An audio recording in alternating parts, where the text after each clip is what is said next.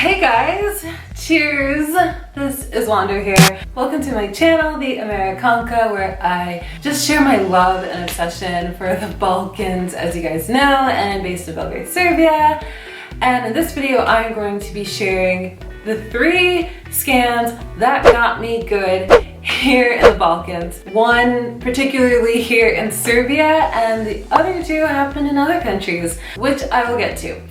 But I got the idea to do this video from this channel that's called The Honest Guide. It's specifically about traveling to Prague, and they have a whole series of scams, and they're like the show Cops, where they're exposing people taking down criminals. It's some badass stuff, and that's not this video. I have never been scammed as hard as some of the scams I've seen on that channel, which goes to show you the thing I say all the time, which is that the Balkans, the people here are the nicest people in the world, to the point where even the scammers don't scam you as hardcore as you could be scammed. And that brings me into one more thing that I want to say before I get into these scams, which is I don't have a problem with any of these scams. Like, if I lived in one of these countries and some tourists came from the United States or Germany and they're earning like thousands and thousands of dollars in income, I don't blame them for scamming an extra $5 here, an extra $10 here. I'm just making this video basically because I think it's fun. And technically, if you are budget traveling in the region, it does actually bleed into your wallet if you are getting scammed. So scam number 1 is the waiting taxi scam. So you're in a touristy area or maybe a popular street, and in these areas there's always taxis waiting outside, and they really prey on the obvious tourists. So this works in 2 ways. So first is driving you the long way on purpose. This happened to me the first time I arrived in Serbia. I was in Belgrade, never been here before. This is 2015. I was staying at this hostel on Makedonska Street, right in the center. And I was going out to a part of the city called Savamala. Savamala is literally like a 10-minute walk from here. And so technically that should be like a 3 to 4 euro drive. It ended up being $10 US because the taxi drove a really long way to Savamala. Of course, this is my first time here, so I didn't know that. The taxi driver drove me around the city for like 15 minutes for what should have been like a 5-minute taxi ride. The second waiting taxi scam is the fast meter. And then you get in the taxi and the taxi meter is going at a faster rate than what's kind of the standard for the area. Technically, this isn't a scam because if you're a private company, you can set your taxi meter to whatever you want. But if you're a tourist, you're not going to be aware of kind of what's the standard, and so you just hop into a taxi and you're none the wiser. You don't know. And this actually happened to me and my mom when my mom came to visit me here in Belgrade 2 years ago. Miss her. So we were in Skadalia, which is a popular street here in Belgrade, and then we walked to the bottom of the street and we jumped in a taxi, and it was the fast taxi meter scam. Because I was able to speak Serbian with the taxi driver, I was able to say like, hey, I know you're going the long way and your meter's too fast. And I was like, dude, I know what you're doing. So I was able to kind of like shut that down. And the way to avoid this is, 1, if you're gonna use taxis, call a taxi. Don't jump in the taxi waiting outside. I would highly suggest calling Pink Taxi or Gold Taxi. The other option is to use Cargo, which is Serbia's version of Uber. Okay. Scam number 2 is the money collector on the bus scam. This happened to me in Albania, and this is one of my favorite scams because I was so proud of myself when I was like, money collector, I am not letting you scam me today.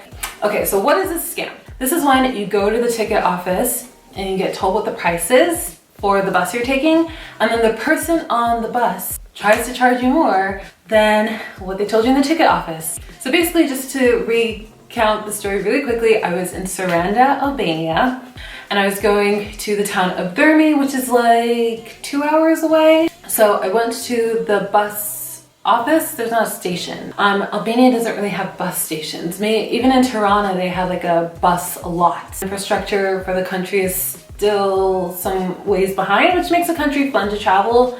But just beware of that, it might be tricky to find some bus stations. So anyway, yeah, I went to the bus ticket office. They told me the price was like €4 or something. I don't remember. This was 4 years ago.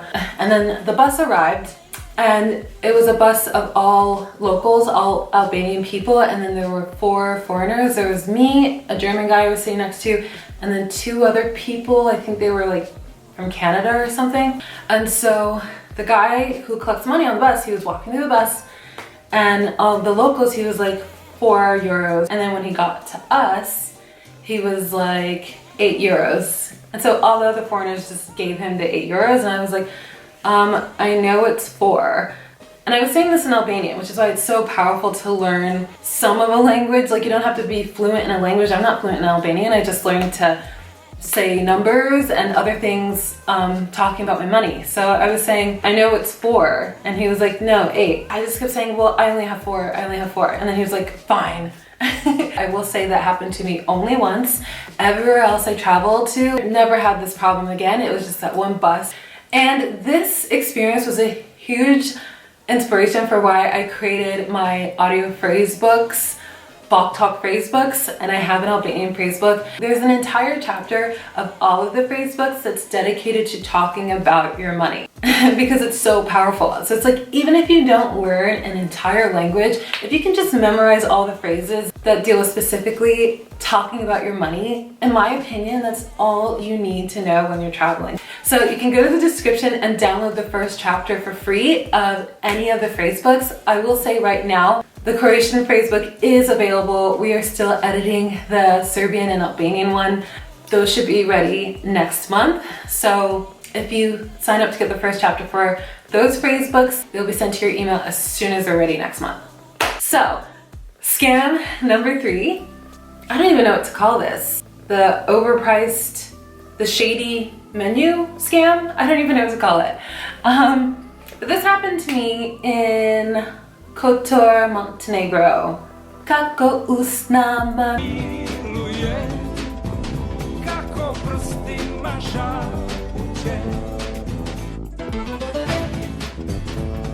Anytime I say the word Kotor, I just have to start singing that song. I can't help it. So basically, I was in the old town in Kotor. I sat down, I ordered some fish. I thought it was gonna be €10.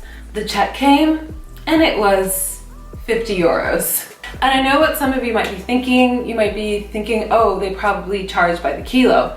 Here's the thing, I'm not a fucking rookie. I'm a pescatarian who loves traveling. Before this, I traveled to Italy and Greece and Spain and had fresh fish at a restaurant by the sea. And so I've eaten in places that charge by the kilo. I've eaten in places that don't. There's a set price. You know, usually if a place charges by the kilo, they'll be obvious about it. They'll say it. They'll say that on the menu.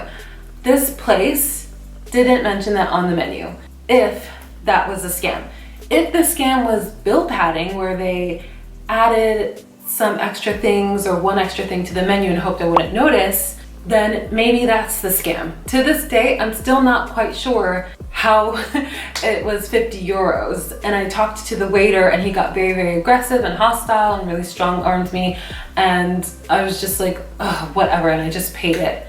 I was honestly kind of scared. They were being very intimidating. So I was like, don't fuck with these people, just pay it and let's move on. This has never happened to me before this happened, and it's never happened to me after this happened. So I don't even know that this is like a scam that people even have to worry about. Maybe it's just that restaurants in general. I mean, I've heard horror stories of restaurants trying to, you know, add extra items onto a bill. Like, I'm so confused about this scam.